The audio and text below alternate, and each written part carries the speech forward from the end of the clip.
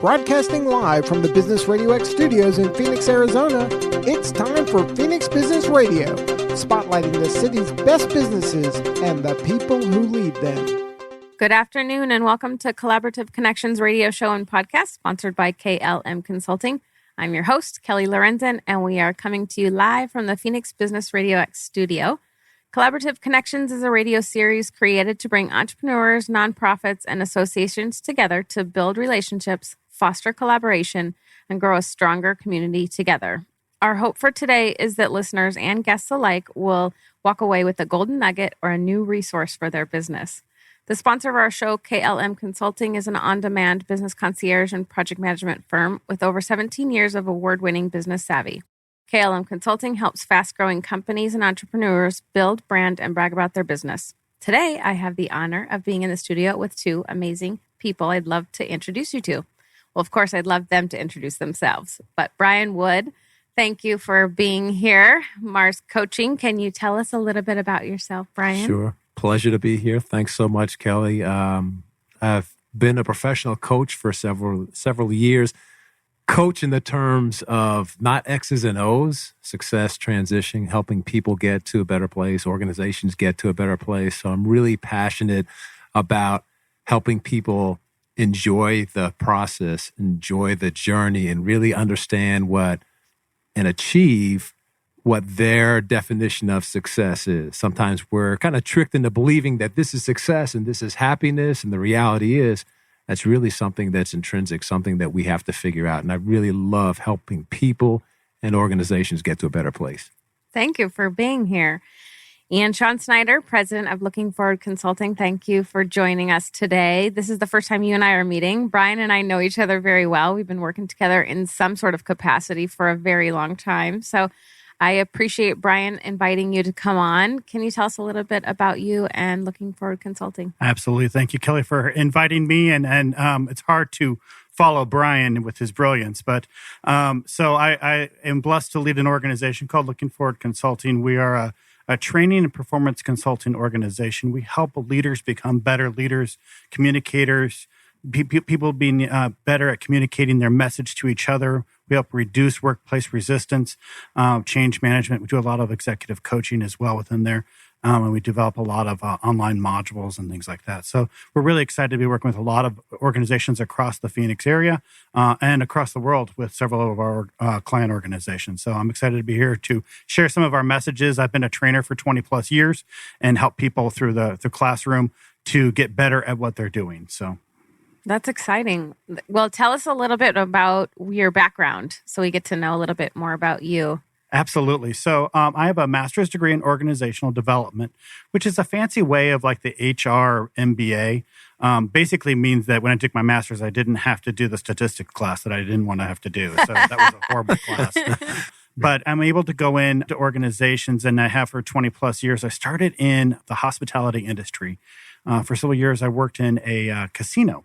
And I ran a training department for a casino, which was very interesting because, yes, I can teach you how to deal blackjack. But more importantly, I also helped them with customer service skills, leadership skills, communication, those types of these core skills necessary to be able to succeed in the business. And it quickly advanced to more than just helping the business, but helping the whole entire tribe.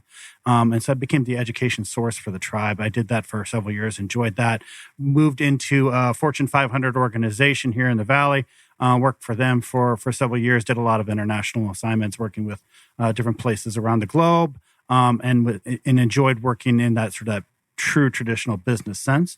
And then from that, I left that organization in about almost 11 years ago. I started my own organization, a small consulting firm, and we get to work with lots of great organizations.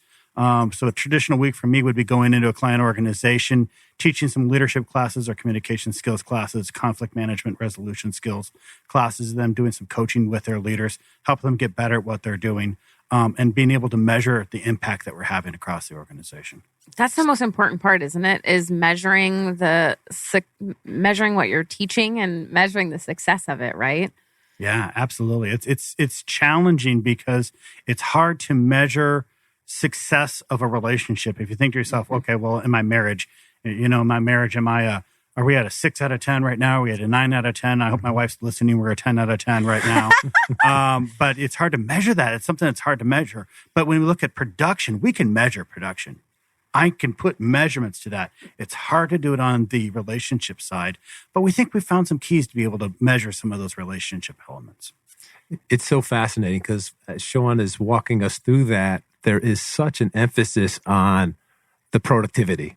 Right? So my background is 30 years in corporate America, and I have seen everything under the sun where all of the effort is invested in how do we get a little more productivity. Don't worry about the relationship so much. But there was a company I was with, and there was a leader in the room who said, hey, if we get rid of the coffee in the break rooms, that'll make the employees leave the break room and be more productive. And that's the mindset of kind of what you're talking about here. You're investing everything in the things that absolutely work against the bottom line and success of business. Do you think it's because it's hard to measure? Like you're saying, it's hard to measure the unmeasurable, right? It's hard to measure, are the relationships better? Are they working smarter, not harder? Like, it's probably hard to measure that. So then they're like, well, we know what we can measure is productivity, Right. How many hours, how much are they getting done? But does everybody feel good about coming to work is a little hard to measure, or their mindset. How are they, you do a lot of stuff on mindset, Brian. How do you measure that, right? So it's really interesting with regard to, I don't know, when you look at some of the things that we fall into a trap with, some of it is the things that we've always known. So you're right. On the productivity side, we know that we have quantifiable numbers. We have measurements. We've always done it this way, but that necessarily hasn't always served us. It's difficult for people to get out of the mindset and see how can we do something different? How can we do something bigger and better and use more creativity and imagination and really connect that to the relationships that's going to drive multiple KPIs, right? Not just the bottom line, but all the components within the financials, everything from employee engagement to workers' comp, to employee engagement. There's 100 things that are connected to what Shawn is walking us through with the relationships, as opposed to just exclusively the productivity. Yeah. And how do you guys know each other? So Brian and I have known each other for about a year now. And we came across each other through a common acquaintance of ours. And I'm a firm believer in finding people that have huge amounts of potential. Brian is a wealth of potential. If you've ever met Brian, you would know that just immediately. That's for sure. 2 minutes in just hanging out with him. A wealth of potential. And I try to surround myself with individuals like that. I have also recognized that as entrepreneurs, we need to step up, especially in this ever-changing healthcare world that's out there. And that as an entrepreneur, there's so many entrepreneurs that are so brilliant, can help so many organizations, but they can't do it because they can't get their family the healthcare that they need. So they go back into an organization and they're limited in what they're doing in that organization. I'm sure they're brilliant in that organization itself, but they could do so much more if they were outside helping others. And so I have a firm belief that I find brilliant people like Brian, and I say, Brian, let me take that burden off your shoulder. In exchange, I'm going to pay you peanuts for some really key work that I need done. In exchange, I'm going to give you healthcare insurance. And so I'm excited to partner with Brian. He gets all of his insurance through my company. He does some special projects for me in exchange. And then together we have a like common mindset to go out and help conquer the world. And so we're helping people through that impact that we have, but I'm trying to take that burden off of Brian's shoulders so that way he knows that his family is connected and covered if any kind of health issues out there. That's so true. And I feel I've heard that a million times where I have people, I work with entrepreneurs. I'm on the opposite side of you. I've never been in corporate America. Thank goodness. I say, no, I'm just kidding. But I know from that side of it, they're scared, right? Entrepreneurs are scared to make that leap. They have 2 jobs. They have a corporate job and then they have this passion. And it's hard because they can't see, all they see is the dollars. It's going to cost me this much money to provide for my family. It's going to cost this much money to insure my family. There's no way I could leave my day job. So then they're tired, then they're burnt out because they're trying to do both, because while the corporate job fills their pockets, the passion fills their hearts, right? Exactly. And so it's so nice to be able to have people in the community, myself and you, it sounds like, that can help them make that leap and see that there's other options for people, that it doesn't have to be, oh my gosh, I'm going to live the rest of my life at this corporate job. I'm never going to. Let's do this together. Let's help them. Let's help the small business community, big business, right? Conscious capitalism, as we are in the studio. Let's talk about this. Let's help each other do what we want to do and be passionate about. We have so much happier people, I feel like, if we can all help each other do those. It's servant leadership in action. And let's be crystal clear. I'm leveraging Brian's brilliance. And I'm getting some things out of that relationship that's equally beneficial for me. But I'm giving him also a safety net that he knows that his family is going to be taken care of. Right. And it's I'm a giving win-win. It's truly that win-win. And he challenges me to be a better person. And I hope I do the same for him as well, to be that better person. But we also, together, we can win more. We can accomplish more. And I'll give you another example of that. Another member of our team is actually the common person that we both met. Her name is Dr. Cindy Banton. Brilliant, brilliant woman. You're blessed if you ever met her. She has her doctorate in organizational leadership, and she can do so many amazing things out in the organization. When I found Cindy, she was working a hourly job in a bank as a teller because she needed benefits. So sad. And was trying to figure out a way to pay off her student loans, and just an untapped potential that was out there. And I said, Cindy, you can do so much more for your world around you. Let's untap that. And she's been with me for probably close to 18 months now, maybe even closer to 2 years. And she's brilliant, and she is making a difference in her community and with client organizations. Well, let me say this. So first of all, I wanted to say, before Shawn said all these nice things about me, I was so prepared. I have other things to say bad about you too later, Brian. You do have that mute button over there. We talked about that, right? But Shawn is an amazing person. And I was all set to say, Shawn, the way we met was Shawn was really struggling, and I just kind of took him under my wing and make this story up, but that's not the case. The reality is this. There's two things. There's that idea that not living your passion within your values, what we always talk about, that's the crime, right? When you're in a place and you don't have someone like Shawn in your corner, when you just like, if I can just make it to Friday, if I could just make it another year, that's not the way we're supposed to live. We're designed for greatness and impact, right? That's our responsibility. We come from a place of gratitude, but we're also responsible to make the world a better place, conquer the world. So one of the prayers I've said for years, and I said, God, this doesn't feel like what I'm supposed to be doing, right? At corporate America. And I had a great experience, wonderful people. I said, God, this does not feel like, help me do what I'm supposed to be doing. And I feel like, thanks to Shawn and other people, I'm doing what I'm supposed to be doing. And the more that we let go of stuff that doesn't serve our passion, our values, the more good stuff, the more good people, the more good energy that comes our way, and it moves us closer to our vision. 100%. And I feel like if more people were raised to think like that, I think it would help, right? We weren't taught as kids, let go do your passion. Oh no, you're going to be a doctor, or you're going to be a lawyer, or you're going to be a nurse. Pick something that's steady. Pick something, traditionalists had the same job for 30, 40, 50 years. My dad is one of them. He's a physician, right? Do that. Only do that. But luckily, I was raised, do whatever makes you happy and what you're going to do to serve others, right? So if we teach our younger generations that, look at how much better of a world it'll be for everybody to be doing their passion and everybody to be helping each other and everybody to be, it just would be so much better. Well, and it's interesting because that direction and that guidance, that comes from a good place. Parents want the best for their kids, and they're going to say, if you do this, that'll make you happy and that'll make you successful.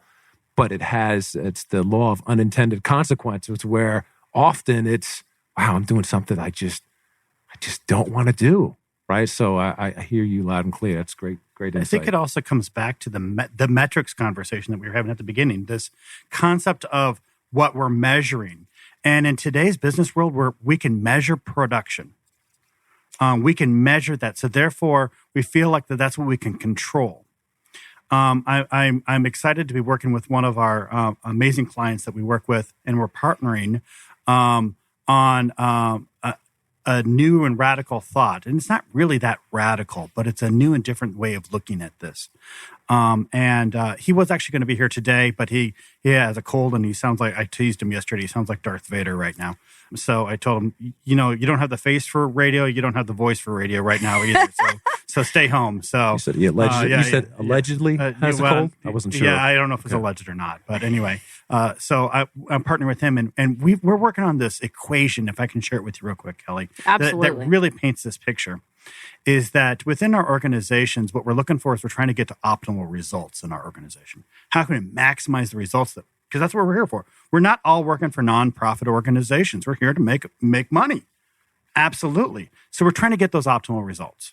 Optimal results, though, is an equation of two different things. It's potential production. It's the amount of production that we could produce based on the equipment, the resources, the ability that we have within our team, the how much uptime we have on our equipment. It's our processes that we have. And so it's the potential production that we could put out in our organization times multiplied by our strength of relationships that we have. And challenges that we can measure, back to our measurement conversation. Every single leader out there, especially in the production world, can measure potential production. They know their metrics right now. If they couldn't get it right at this moment, give them 10 minutes, they could have it at their fingertips. Absolutely. But they have a hard time measuring what their strength of relationships are. Mm-hmm. And so that's our challenge as leaders, if we're going to truly be able to maximize the optimal results that we can get from our organization, we have to maximize our strength of relationships. And so our strength of relationships, how do you measure that? How do you work on that? And that's really the challenge that I love going into organizations and helping solve that part of the equation. Because leaders, where do they focus? Oh, I got to get one more. I got to move that scale a little bit more on production. They only look at production, and they don't focus in on what's the cost to my relationships to moving that. And by running over those other people to get to that potential production, I'm actually losing more in the end. Absolutely. So that strength of relationships is really a key element for us to win with. Yep, you won and lost at the same time. And what's so interesting about that is when Shawn is talking about the relationships, it makes you realize that means you can't have a checklist. I'm just going to do this, and that'll enable me as a leader to connect with every person. The reality is you have to connect with that person on their terms, right? Again, I have great intentions to drive these people in a certain direction, and they're going to respect me. But if they're not receiving that message the right way, that's going to have the opposite result. So that's a complicated thing, right? It's a real valuable metric and result, the value of relationships, but it's easier said than done. We have to work really hard and real strategic as leaders to achieve that. And are there tools out there that can help organizations measure those? Yeah, that's when you call up a brilliant man like Brian to come in and help. Yeah, we have ways to be able to measure it. And there's lots of measurements, but my preferred measurement is what we refer to as versatility. Versatility is adjusting your style and approach to meet the needs of the person that you're talking to. It's connecting with them based on their needs in the moment, in that situation. And the good news is that I can develop versatility. In other words, I can get better at it. Okay, I got two boys at home. They're 10 and 12. Fantastically brilliant young men. Their versatility, I would say, is average at best at this point. And as parents, my wife and I are working on trying to build their versatility towards others. And the good news is they're getting better at it. So therefore, it's something we can build over time. Mm-hmm. You're not just born with it. You have it or you don't. You can build it over time. So we can help build versatility in others and how they communicate with others by understanding generational differences, by understanding social style or personality style dynamics that they have, by adjusting our style and approach and how we communicate. We can measure that, and we can if we can develop it, we can measure it, and we can develop it through some assessments that we have today, so that we can see how is that trending over time and what's the impact to the bottom line. So great. This is different, right? This is not what we're used to. And there's so much focus in many organizations in corporate America to say, okay, do the same thing, and it's standardization. And if you do that, then we're going to reward you because you did a good job. And the reality is you made it a little bit worse. By not taking this approach that Shawn is outlining, you've made it a little bit worse. And it takes away then from the organization as a whole, right? It takes away from individuals in the organization, and pretty soon change is inevitable, right? But if, like you're saying, we can help our kids figure out ways to be okay with change, have the versatility to change as you need to. It's the same thing in organizations, right? If you can coach the players like you do, Brian, you can coach the organizations, the top leaders to be versatile, to change when it's a necessity. If we could just need to start that when they're really little. Yeah, it's right? something we can learn. We can learn over time. I can share a real example, if I may, here. So a client organization of ours that Brian and I both work with, they run a mine. And in this, think of a mining environment. It's dirty.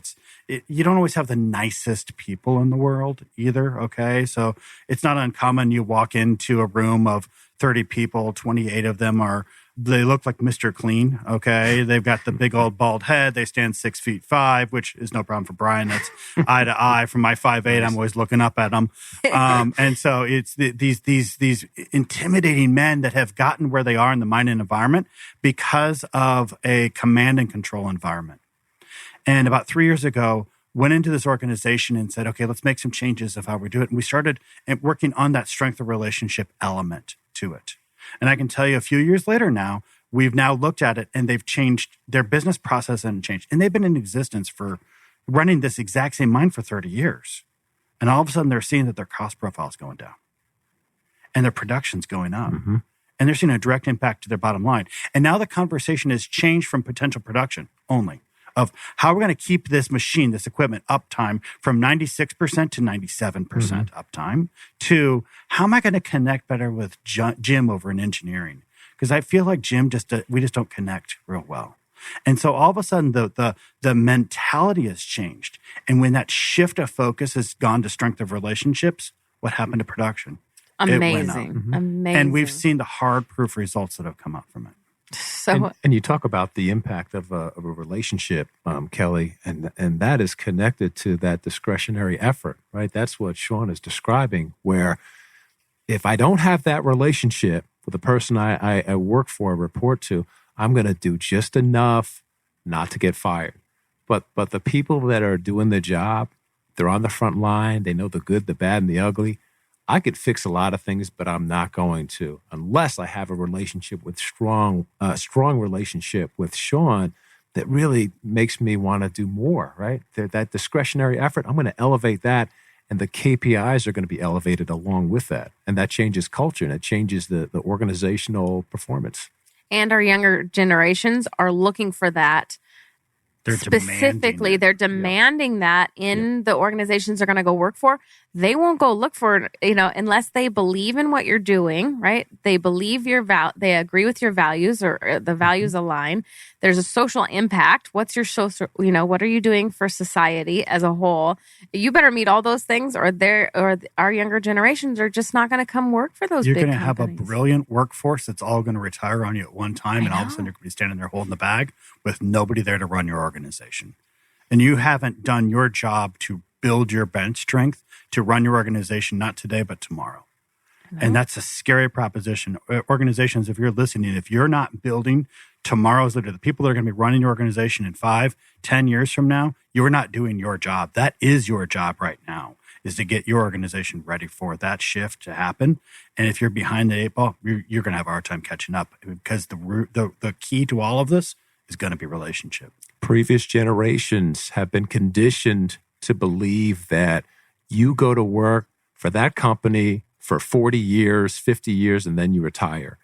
And newer generations are saying, they're challenging that belief system. Why? No, I don't want to do that. I'm out of here. I'm doing something different. So it's a complete different shift And the organizations that are not ready for that shift that's already happening, they're going to lose to those that are more innovative. And I bet with your mindset training, I bet you do that a lot with leaders and organizations, is changing their mindset, but also changing the mindset of the employees, right? If they are happier and healthier, they come to work better, right? So do you do some of both? Absolutely. And you look at some of the things that get in our way most often. There's a lot of things that can get in our way if we're not careful. Metacognition is thinking about our thinking. And the two mindsets that are most damaging for us are the victim mentality. Woe is me. I can't do anything about this situation. The equipment breaking down. I lost my job, whatever it is, that kind of mindset. And it's completely understandable to be in that place, but you can't stay there long. And then the other one is it's everyone else's fault. And if it's everyone else's fault, it's probably connected to me. So it's really powerful to change that in my own mindset, but it's also extremely powerful to be able to identify when my colleagues and when my coworkers are going through those same type of things and help them get out of that place. So yeah, extremely important to do that for ourselves as leaders, but also to identify those situations in our circle at work, well, personally and professionally, and try and help and adjust and get folks out of that place. It's our duty I think, as socially, that we should be watching for those signs we talked about earlier off air. We talked about mental health. Let's help each other. Let's get healthy mentally, physically, all of that.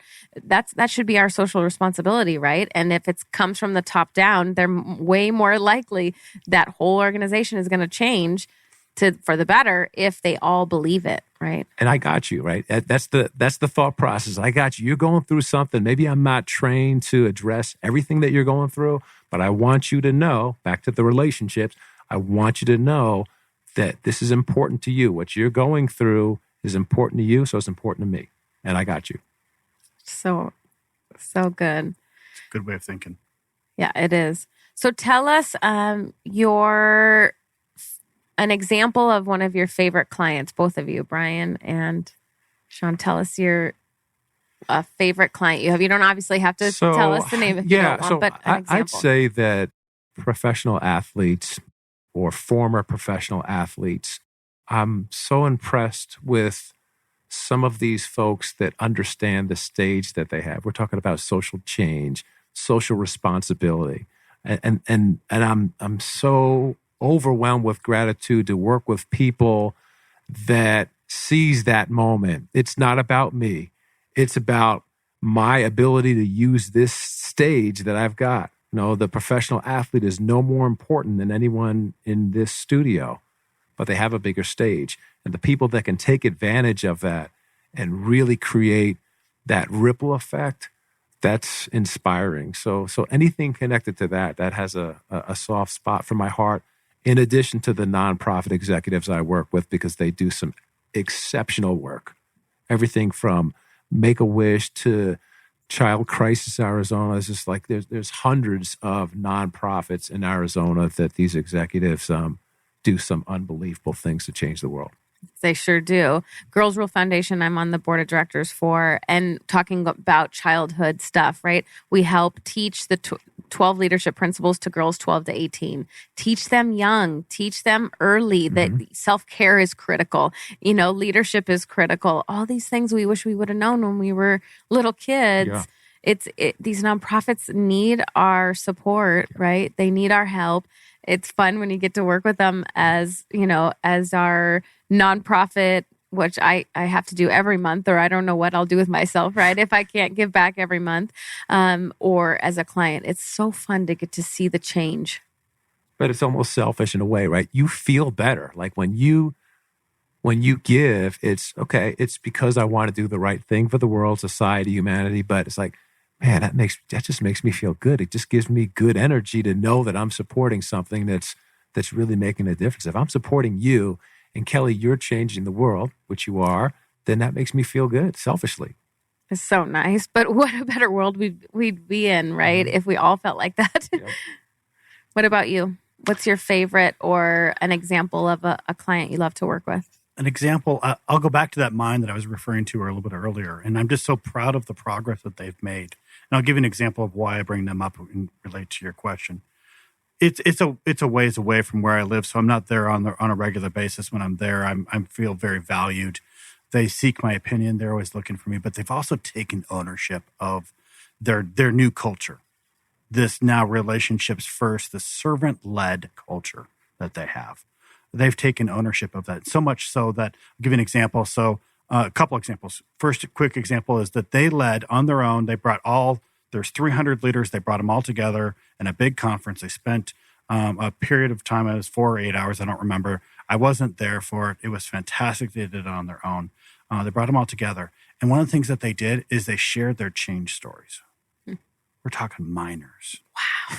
They're standing up in front of each other, in front of their peers, saying, I'm different. Wow.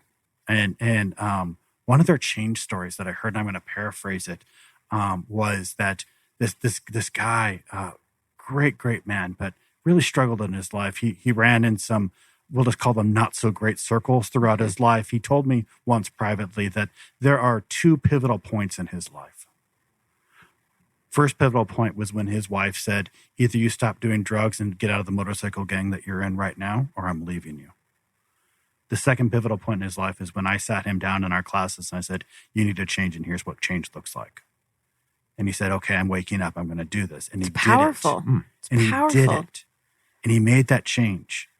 Another individual, same exact spot, was on the verge of being fired. I had talked to HR. This guy was days away from being terminated. Key employee, been there for 25 years. But based on the damage that he left behind him in the sake of task accomplishment, of getting things done, the organization said, we can't handle the collateral damage anymore. He stepped up and he started changing his behavior. And he not only changed his behavior, but he helped me. Whenever I came to town, he said, Shawn, I want to help teach this stuff with you. You stand up front, you teach it. I'm going to stand next to you, and I'm going to teach it with you. And he's made the change. And since then, not only has he not been fired, he's been promoted, and he's being talked across this global organization as the pinnacle of what a good leader looks like. Isn't that so neat? Isn't it the best? I'm just so proud of them and the work that they've done. And it's them. They've done all of that hard work. And I'm just so thrilled that they've been there. But I was talking with them last week, and they're not there yet. They've got more to go in their journey. Of course, we all do, don't we? We always have more to go. But culture change is not a light switch that you flip it on and all of a sudden we're different. No. 3, 5, 7 years to change. I did a quick pulse, a very scientific pulse study. I'm not real scientific. As I said, I didn't take statistics, okay? So I did a quick pulse study last time I was out there. And I just said, gut check, how far do you think we are in our journey to change? It was interesting because my gut was saying we're about 50% there. And we were about 50% there. It was my thought. And every single one of them said, oh, we're about 25, we're 30%. Wow. And they see the path in front of them still. What's next, right? Isn't that exciting? That is life-changing stuff. And the correlation between the leadership at work and how that person makes the entire department better, that carries, I have to believe, into the personal life. Of course it does. Kelly, you talked about our kids need to learn this early. Well, imagine the impact that Shawn, who's really is amazing. And if you've seen him in class, it is an experience. But imagine what that effort has created in that person's and all children, their families, family members, and all their families. Game changer. It is a game changer. Isn't it the best when you have clients who do what you say that you tell them to do, and then you see the miracle changes, and you're like, "Oh my gosh, thank goodness!" That openness, though, it really takes a spirit of openness. We have to change the heart before we can work on the mind. Absolutely. And if the heart is not there, we're going to really struggle with that. And so we've got to make them really question their motives. Why are you here? Well, I also think it's interesting that the folks that are not using the leadership that we're talking about here, the optimal leadership, they may have operated from a place like, well, I was kind of led this way, so I'm going to lead you this way. And they may not have necessarily liked that leadership that they received at all, but but they've decided to kind of pass that on, right? It's the only way they know how, That's right? That's all I know. I guess this is good leadership, right? I got hit over the head with the proverbial sledgehammer. I guess I need to do the same thing. And then that mindset continues as opposed to something that really changes the whole organization. It's a fantastic point, Brian. In fact, the leader that led me that I struggled with the most, when he was no longer in my life, for a period of about a year, I caught myself on a regular occasion going, oh my gosh, I'm being just like him. I'm doing exactly what I got frustrated with him about. And so that's absolutely true. So why do we have, coming from such a command and control environment at this point, we stop and think about it. The people that established our large organizations today, who did they idolize as their leaders? These traditionalists. Mm-hmm. Who did they idolize?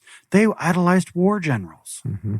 Okay, command and control central, right there. I mean, they looked at these, and there's certain places that a servant-led approach is appropriate, and there's certain places it's not. If I'm out on the battlefield and I'm like, the enemy's firing at us, I'm not going to be like, hey, Brian, do you want to get down right now and let's talk about what you think about that, and let's get in a dialogue about that. I'm going to be like, Brian, get down now, and I'm going to start shooting. Control.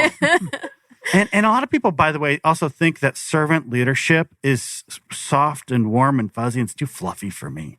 And you just don't understand what servant leadership is. Servant leadership is giving people what they need at that moment in their lives to be successful, which might mean I give you direction right now. It's not just always warm and fluffy. But anyway, back to the point. They learned from these war leaders. Absolutely. So they mimicked them. Mm-hmm. And then the next generation said, I didn't like that, but I don't know what else there is. Mm-hmm. Now our younger generations are saying, I don't like it, and I know there's something else. Yes.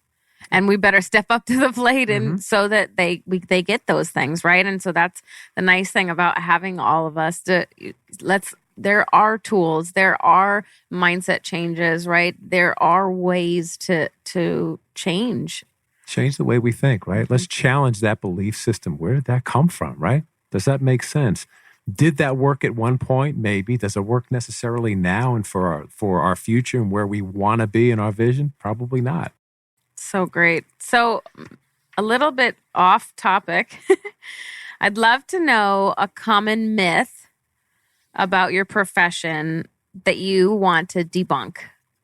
So professional coach, international speaker, leadership coach, tell us something that's a myth in that you... So I'd say the one thing that comes to mind is there's a negative connotation for, in my opinion, life coach. I've got life figured out, and that's not what this is. This is success and business and transition, and there's a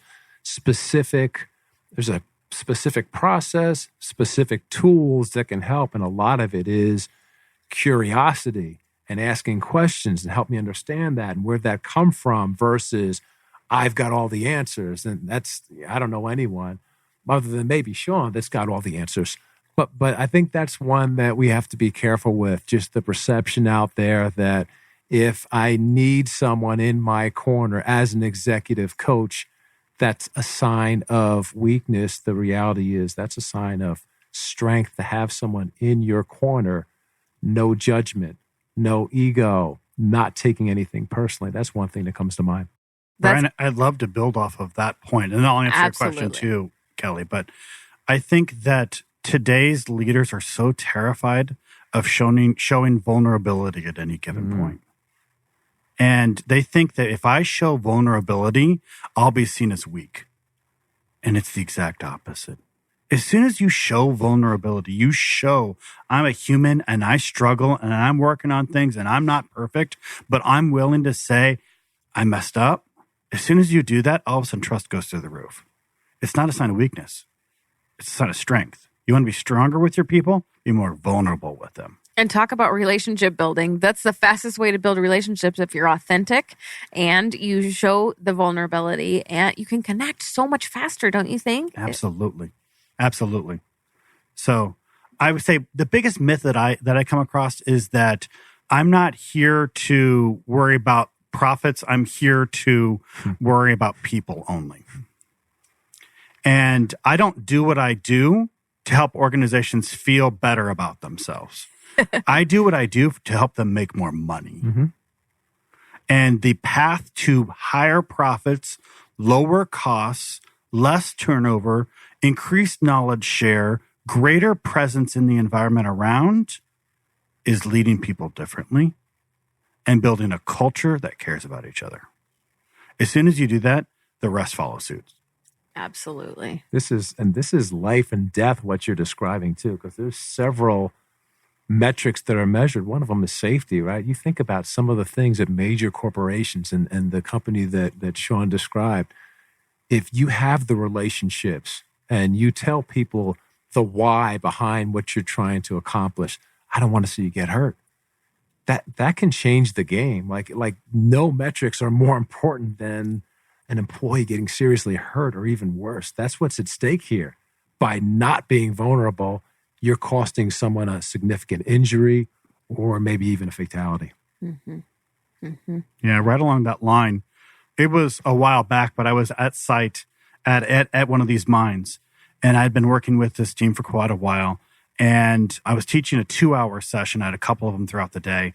I was teaching a 2-hour session, and all of a sudden, about a half hour in the session, people started popping up and walking out, which, come on, man, what's going on here? Why are you leaving my session? So my ears perked up. What's going on out there? But I noticed it seemed to be the senior leaders that were popping up and leaving.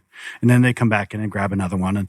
And finally I saw a trend and I'm like, okay, what's going on? I pulled one off. Suddenly they said, we just had a fatality on site. Oh. And the whole room just, all of the air went out of the room because everybody starts trying to picture what's going on, what's happening here. And they said, well, we're going to go. And we're going to go take care of it. Because they have a process that when anybody gets injured or hurt or killed, they have a process of how they manage that to make sure that everybody else is safe. And so they were thinking about their process and said, time out. I agree, you got to go help manage that.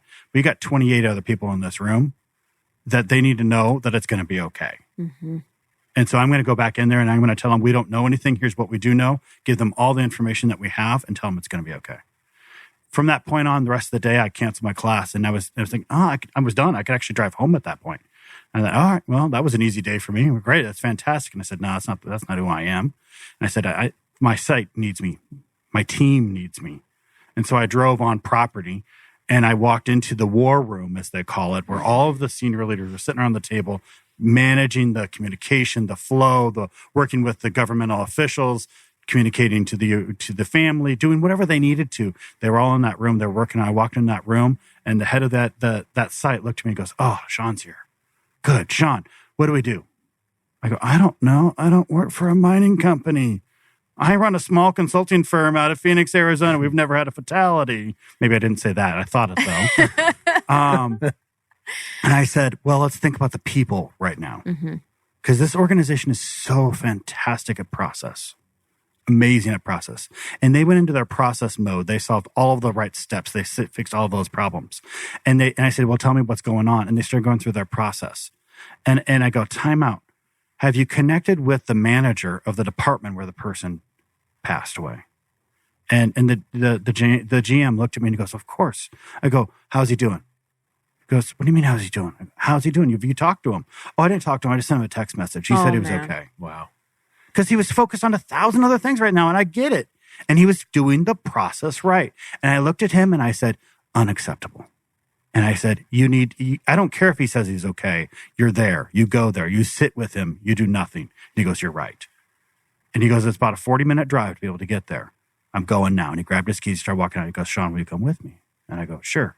So we sat in the car, and as we drove over there, we talked about it. When we got there, we pulled all of the leadership of that team in. And this is about 4 or 5 hours later at this point. And we sat them down, and we just said, you okay? And they're all, oh, yeah, we're okay. We're okay. It's been rough. We're okay. No. Are you okay? And we just let them just talk for a little while about what they're experiencing and what they need and where their heads were at and being able to help support them. And that's what was needed at that point. So don't get so caught up in your organizations out there that you have the right processes. Processes are fantastic. We have to have them. But don't forget the people behind it as well. Well, let's talk for a second about what Shawn brought up earlier, the power of vulnerability.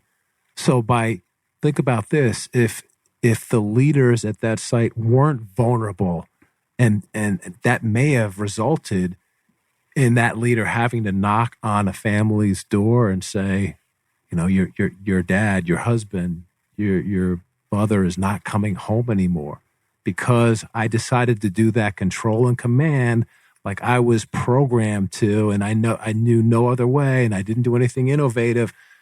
Now I'm creating no vulnerability, which could have created or contributed to a serious injury or death.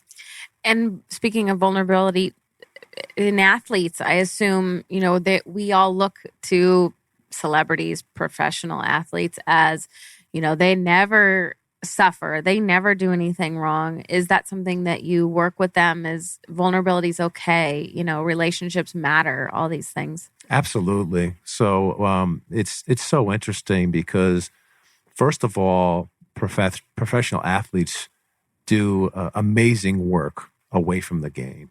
But typically what we as a society gravitate towards are the negatives. And then I think there's the negative aspect of people saying that, if I had all that money and I never would get into any trouble, my life would be set. The reality is when you're a young person, really young, and you've got a bag of money and you're trying to figure things out and you've got a circle of people who may or may not have your best interest in mind, there are a lot of traps out there. So we've talked quite a bit over several coffees about surrounding yourself with the right people. So absolutely preaching and coaching that it's okay to be vulnerable. It's okay to feel like this. You are not alone. And make sure you pick and choose and draft the very best team. Surround yourself with people who want to see you succeed and have your best interest at heart. Absolutely. Whether it's in your personal life, professional life, right? Board of directors. Everybody should have a personal board of directors. Yep. Who are you going to call when crisis hits? Who are you going to call when you have all these things running through your head of, and let's download that. Let's figure this out together. Because it's going to happen, right? Something is going to happen. And when it does, what are you going to do about it? Like you said, Kelly, I'm going to make a phone call to my board of directors, and I know I can count on him or her to give me good counsel. They've got my best interest in mind. But it shouldn't be a shock when something happens. It's going to happen. It's just a matter of when. Mm-hmm. So one other question, give us a couple examples of people who've been the most influential in your now decision to be an entrepreneur, both of you, in your life. Can you give us an example of somebody that comes to mind that helped you get to where you are now? So it's mom and dad for me. Miss them every day. And they were so instrumental in helping me understand that it's the responsibility to do something special for the world. That was a really big thing. And I also watched them grind it out and work really hard. So their actions didn't always connect to their words. Do what we say, not what we do. Yeah, right? And it was like so much sacrifice for me and my two sisters. That was one that was just, and that's why I'm so thankful and so blessed right now, because I feel like the stuff that I'm doing now, it's absolutely honoring my mom and dad. So those are the two. Way cool. What about you? I would agree. My parents were fantastic. My wife is an amazing supportor of me. Now. Yeah. Sorry, Brian. Thanks. You're in trouble when you go home. But I'm getting the kudo points for that. Yeah, Vivian, this is Brian Wood. He said, no, never mind. No, so my wife is an amazing supporter. The trust and the faith that she has, and the fortitude that she has to put up with me and my shenanigans and being able to try to figure some of these things out. I'll also just come up with, I love stories, as you can tell. So a story when I was 10 years old, my grandmother was a huge influencer for me too, my mother's mother. I was a 10-year-old boy playing way too many video games, and she was annoyed. So she said, Shawn, go get in the car. Okay, Grandma. So I got in the car, and she drove down the street to the local gas station, told me, get out, and don't come back to this car until you have a job. And I was 10 years old at the time. And I walked in that gas station by myself as a 10-year-old. And I came back out with, I'm sure, an under the table job of doing, I don't even remember what. Child labor laws. Child labor laws, yes. Violated. Please come see me if you have any issues about that. But it was this fortitude and some of these lessons that she taught, and that my parents taught, and that my wife gives me faith to be able to execute today, of being able to go out and be able to take a leap of faith, and be able to trust in God to be able to make some of these things happen and help change the impact around it. It's not about money for me. It's about helping people be better at what they already do. Mm-hmm. And I'm excited to be able to do that every single day. It's exciting. What about if you were in my shoes? We're getting closer and closer to being done here today. If you were in my shoes, what would be something you would ask? What did we not touch on that you want to share with our listeners today? I got a hard question from Brian. Good. Can't wait for this. Boy, you're in trouble, Brian. So let's say you're working with a client that you're doing some coaching with them, and you're an amazing coach, and they just seem to be resistant to change. They won't. You talk to them, you get commitment from them. They just don't seem to follow through on what you do. What's going through your head at that time, and how do you help them pivot in that point?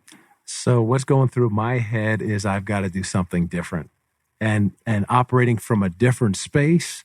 I might just say, we'll just say it's Kelly as an example, right? Oh, Kelly, she's not listening. It's not working. If it's not working, it's on me. So I've got to get creative. I've got to do something different.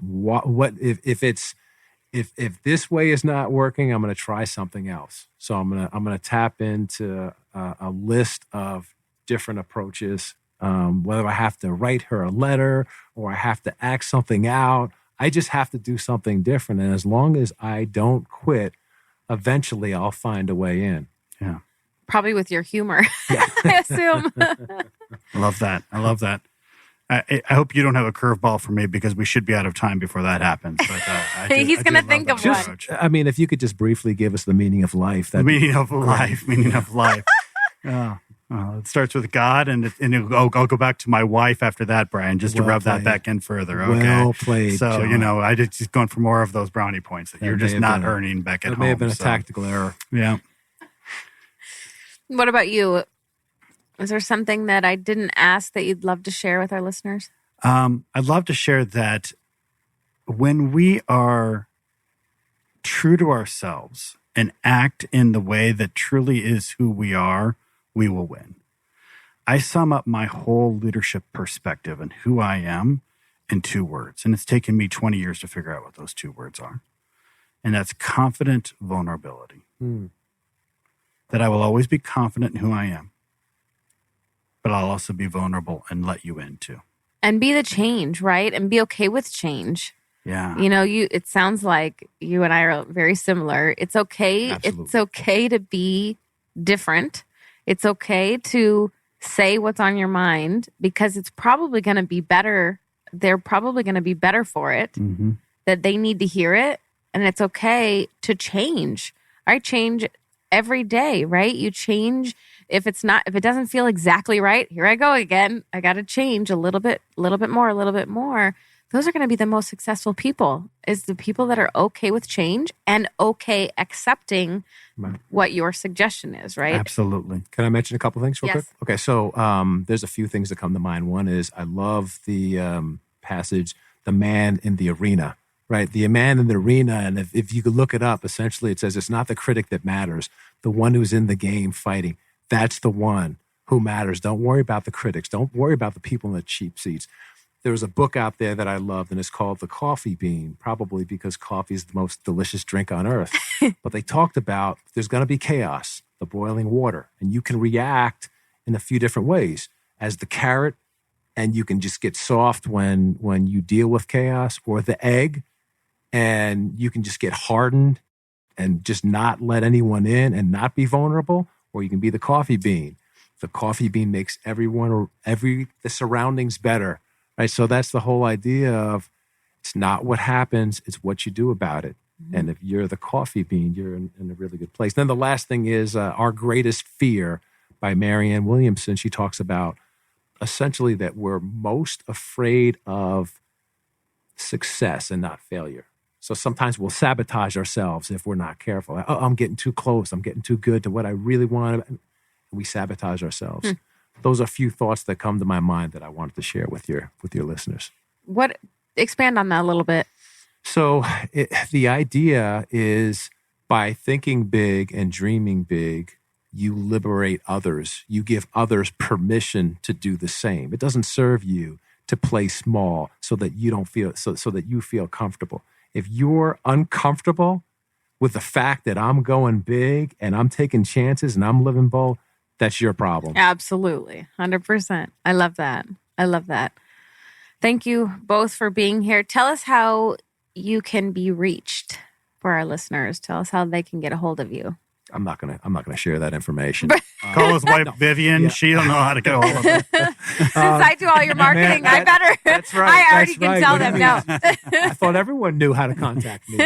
manfrommmarscoaching.com is the website. Brian at Man from Mars Coaching. You can buy my book. You get my phone number. You can send me a text. But that's the easiest way to pull that information up. And I would love to support your greatness. So tell us what your book is called.